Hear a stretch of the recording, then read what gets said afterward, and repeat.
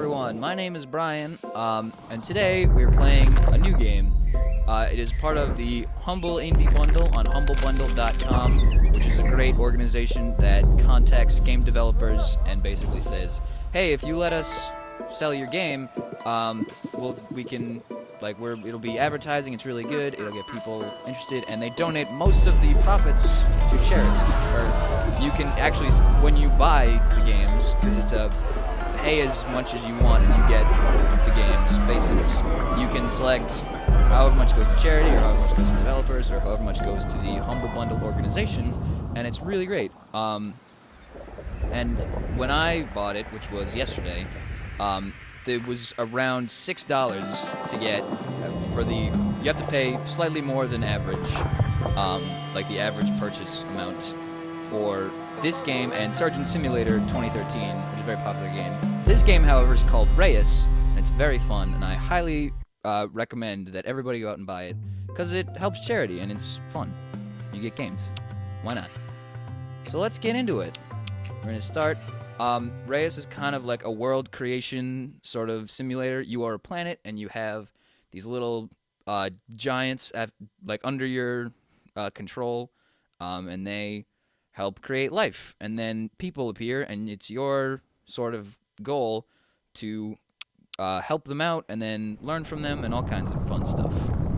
So these are our little giant friends. Let's get this guy out of the way so we can see them all. No, stay over there. What are you doing?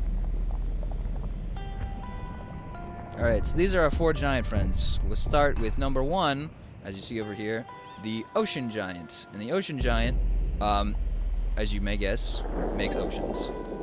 And we'll see him in action right now. There he goes. He's very good at it.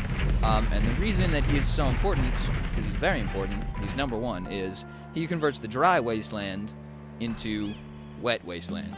And within a certain number of tiles of an ocean, you can get wet wasteland, which is really good because 2 other giants rely on wet wasteland. So we have the forest giant here, who, as you may or may not guess, makes forests. There may be a pattern here as to what the other giants do. Now, that's number 2. Number 3 is this lovely little fellow, who we'll get back to in a moment. But number 4 is the swamp giant, who is kind of gross looking. He's kind of like weird green bubbles. But it's what's on the inside that counts. And he can make swamps out of nothing, basically. And he's very good at it. So, we look past his weird exterior and into his happy heart. Now this guy is the rock giant, and it's his job to make mountains, which have a very different purpose. One, by the way, this is the planet. We only have so much space, so it's important to be very careful where you do all this stuff. But the rock giant makes mountains, which, for one thing, delete oceans, just in case you want to delete an ocean. But it also does something else, but we will get back to that. So, as you can see, there are no real humans appearing, and that's because they can't really survive unless we put down resources for them. So we're going to start with domestic animals, because there's already a forest, so let's get some other living things here that the humans can live on. And domestic animals in particular, they provide food, which is very nice. There are 3 aspects to the game. There's food, wealth, and technology. Although, it looks like Mr. Rock Giant is ready to go, so let's see what he can do. A forest village has spawned, so we get right back to that forest village. But we're going to raise a mountain first. Which there are 3 types of viable land for people to live on, and it is swamp, forest, and as the 3rd one is now appearing, desert. And desert only appears when there are mountains nearby, and that is the rock giant's job. So, let's get back over here and let's see what this forest would like, or this forest village would like. Oh boy. So they have decided on a project. Their project is the granary, and basically, the granary, the projects are you want to be able to you want to complete their objectives that the village has requested under the time limit right here, or they will get a little bit mad. And the granary in particular helps specialize the village, and it gets plus 15 food for every plant within the village borders. Now what's within the village borders, you may ask? Well, it's these. This little green patch shows all the tiles that the village has access to. And since the granary is taking up one of them, a new nomad's already available. So, oh my gosh, everything's moving so quickly. Which is another reason you have to be careful in this game. So we can already start a new village if we want to, but, you know, that'd be a little quick. So why don't we take it slow, and we'll just put down, no, we don't want to raise a forest. No, we're good. We don't want to raise a forest. And this place, they want 30 food to complete their granary. And the granary provides 15 food for every plant within its borders, up to 3 times. So it's going to be really easy to just put down a couple plants, and then, you know, we're all set. They have all the food they could possibly want. And there you go. So now they have all the food they need, and we can just kind of let them sit, and now we just go to a different place and start a new village. But you do have to be careful. As you can see right here, the village, you get the potential to get a new nomad, depending on how much prosperity you have. And right now our prosperity is 16, and prosperity is all of the food, wealth, and technology that every village is using added up, which is why we only have 18, because that's all that's being used right now. But if you let your village grow too quickly, as you can see right here, it's getting greedy. So in order to combat greed, we have to either put in place dangerous animals, like exotic animals, or we have to set up awe. And what awe does is it kind of, like, when you're in awe, when a village is in awe, they're not, oh, we need more. It's, look at all these incredible things we have. We're so lucky. And that's why it kind of reduces greed. Whereas when you have a village in danger, they're just lucky to be alive. Like, that's their kind of outlook. So we have to be a little bit careful, because these guys are getting a little greedy.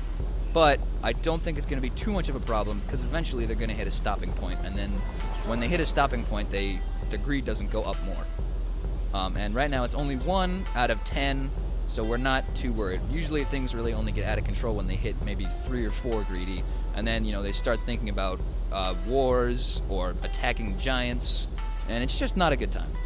So we've completed their granary. They now have 30 food. And they want to give us an ambassador, which is really nice.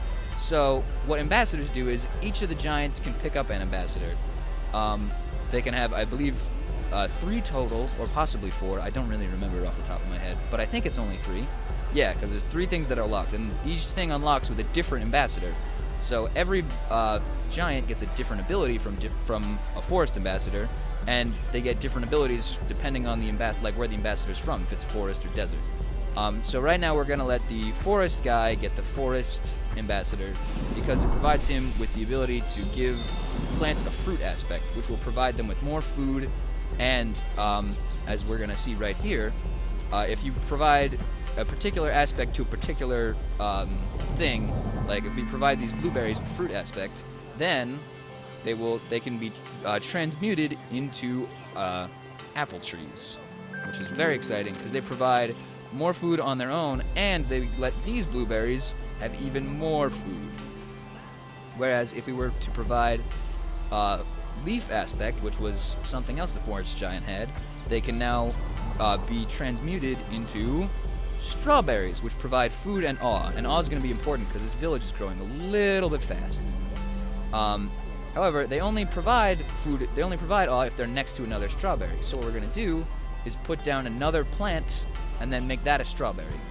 And then, not only does it kind of reduce a little bit of the growth, because there wasn't as much, but now there certainly is.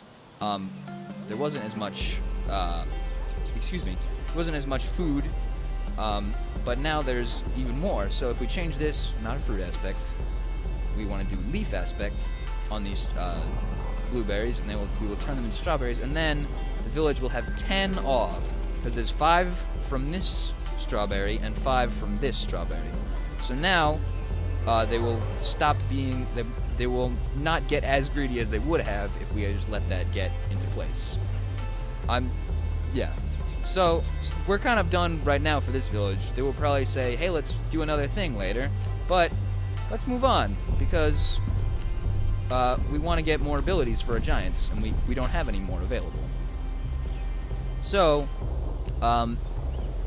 forests villages are often, their priority is food. And desert villages, which we are going to next, are all about wealth. And you need to be very careful because it's really easy to get, well, it's not really easy, but it's pretty easy to get a lot of wealth very quickly.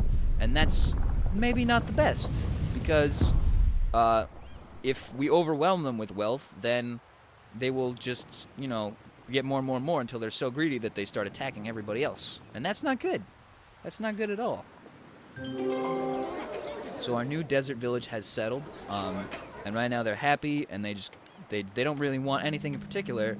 So let's focus on making this a symbiosis. So this particular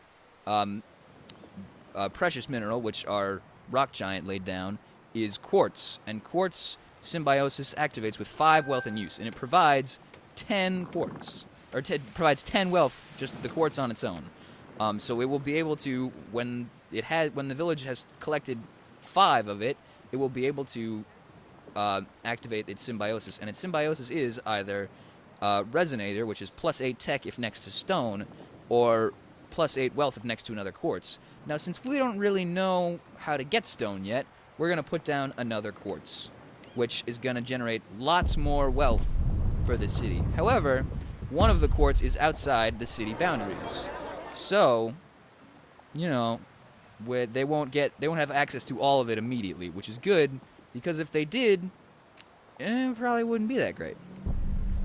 So now they activated the shrine objective, which it's being built, and they need 15 wealth and 15 food. Now, food is difficult in the desert, for obvious reasons, but I think I know a way. So let's plant some fruit plants in the desert, which you might say, well, how is that going to work too well? And the answer is, on its own, it won't. As you can see, this is a withering shrub and not a blueberry like it was in the forest over here.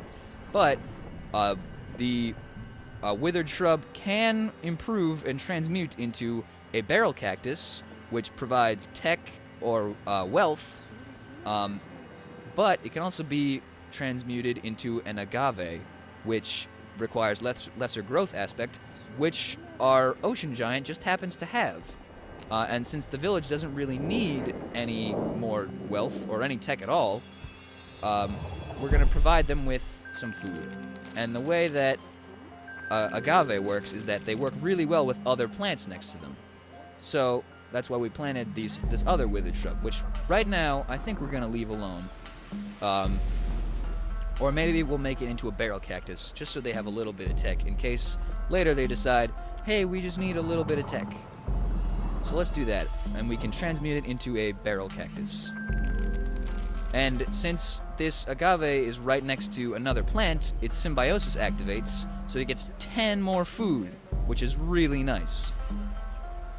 So that's kind of the basics of how this game works. You just try to do this in as much as possible with, trying to prevent wars and keeping all the people happy and learning from them as much as possible. Because you are the planet, and you're only awake for a certain amount of time, and that's what this bar is up here. This is the time remaining, and right now we have 18 whole minutes left. And we just want to, keep everybody just about how they're going. Everybody seems pretty content. Nobody's even greedy. Like, this village isn't even greedy anymore. How bad is that? And this village never got greedy at all. They're our favorites. Good old Green Run. Green Run and Lush Run. So that's why they get along. Their names are so similar. So why don't we go over to the swamp area and get started on the swamp village. And we're just going to use the hotkeys because it's a little bit quicker to get everybody over. The really good thing about this game is, as you saw earlier, it kind of can spiral, escalate very quickly. Oh, the mill challenge has started. Oh, that's exciting. The mill needs 40 tech. Okay, why don't we pause real quick? This is why it's really handy to have the pause thing happen. Because it's now a very big village, and they have all this tech that they need but don't have yet. And a lot more food that they also don't have. So yeah, let's hold everything for a moment and just start the tech. Start getting the tech in. We have 6, and they need, what do they need, 40? Yeah, they need 40. So let's get the swamp giant over, because the swamp giant has this neat little ability where it can create herbs which help to promote tech. And we'll unpause and we'll get everybody to stop right here at this forest village, just in case. Now I'm not making total full use of all 4 of my giants, because like I could have them all be doing 4 different things right now, but I just can't operate that quickly. Like, it's very difficult for me. So we have nice little dandelions here, which they provide 8 tech and 4 natura if next to a plant. I'm not entirely sure what natura does. Oh boy, a desert ambassador has appeared. Look at how well we're doing. We have 2 ambassadors already. And we're gonna send the rock giant over to pick up the desert ambassador, because it grants him something that provides more wealth to minerals, and we like that. So now we have these dandelions, which can transmute into strawberries, which we've seen already, or nightshade, which gives lots of tech and grows well with mineral-enriched ground. But however, that requires lesser toxic aspect, which we do not have yet. So I think we're just going to leave it as dandelions, because we really don't need more strawberries. At least, not right now. What we're going to do instead is, because of the dandelions' symbiosis, which provides 8 more tech if it's next to a plant, we're going to try and put it next to a plant. Because why not? So now we have these blueberries, which are providing 19 food, and this dandelion, which is providing 13 tech. So we have all the food required, I believe, that the village wants. Yes, they only want 100, and we have 105 available. But we don't even have half of all the tech they need. So we need to get to work on improving that, and we can do that by going over here. Oh wait, no, but we want the swamp giant to come over here. Let's get the forest giant to stop. There's so much to do in this game. It can feel a little overwhelming, which is why it's great that there is a pause option. And that reminds me, let's get you back over here. Let's get you back over here. So now we have 13 more tech. So we're getting close to what the village wants. We just need 8 more. So it looks like we might have to destroy these chickens, maybe. I think we're gonna have to do that, because I don't see any other way around it. Or actually, maybe we can get rid of these apple trees, because they're not doing too much. So let's get rid of the apple trees and put down some more dandelions. And we can maybe transmute something else to get more food. Because now we are short of the food goal. However, we still have 11 minutes, so we should be a-okay. And in fact, why don't we change one of these strawberries, because they only provide 4. Actually, this one only provides 2 tech, so let's change this one. While they do provide awe, our village really is not growing that fast, and it should be fine. At least I hope. So let's change one of them back into blueberries by just destroying it and replanting blueberries, and then we'll be all set with our food goal with 103, and all set with our tech goal with 43. There you go. And because the blueberry is next to a the strawberry is next to a dandelion, it's still providing awe. So while we lost out on 5 awe, we still have 5 total. We're just not at 10 anymore. Yeah, that's the gist of this game. So the whole goal is to get everything unlocked and trying to just like maintain so that all the villages are always happy, and learn from all the people as you can, which is why the ambassadors kind of are around. Like you see one right up there. I think the other one's hidden in the clouds. I just really like this game. It's very calm, as you can hear from the music. It's very peaceful, and everything's just cute. Even like they try to make this guy look kind of, I think, a little bit like intimidating because he's from the bottom of the ocean, but he's just like adorable. Like, look at that guy. He's cute. Even the kind of like grody little, well, he's almost cute. This is not a real good way to make that cute though. But like this guy's adorable. And this Mr. Rock Giant is just undoubtedly the cutest little thing in the world. So that's kind of your intro for Reus. I hope you enjoyed it. I had a lot of fun. And definitely go pick this game up from the Humble Bundle. Or you can buy it in a different place. But why would you do that? Because the Humble Bundle goes to charity. And you get other games with it. And it's really cheap. So go buy it. Go get the Humble Bundle. And have lots of fun with Reus and all the other games. Bye.